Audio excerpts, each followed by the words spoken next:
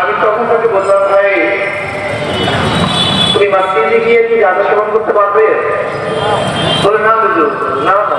আমি বলি কেন?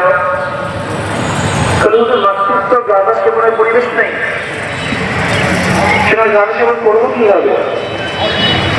আমি বললাম, ইসলাম যদি রাষ্ট্র ক্ষমতায় যায় তাহলে গোটা বাংলাদেশটাই মসজিদের পরিবেশ হয়ে যাবে।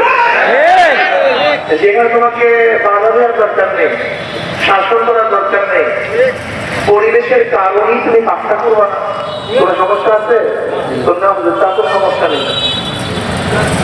আমাদের দেশের অনেক মানুষই আদর্শহীন, নীতিহীন, চরিত্রহীন হয়ে গেছি আমরা, কিছু করার নাই।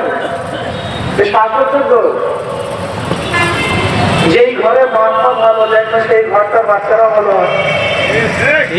যেই ঘরে বাপ মা শাসন করে সেই বাচ্চাদের চরিত্র গঠন হয়, কিন্তু যেই বাড়ির বাপ মা চরিত্র ভালো থাকে না সেখানে সন্তান আর করতে পারে না। রাষ্ট্রের যারা দায়িত্ব থাকেন তারা যদি ভালো পান, গোটা জনগণ ভালো হয়ে যায়।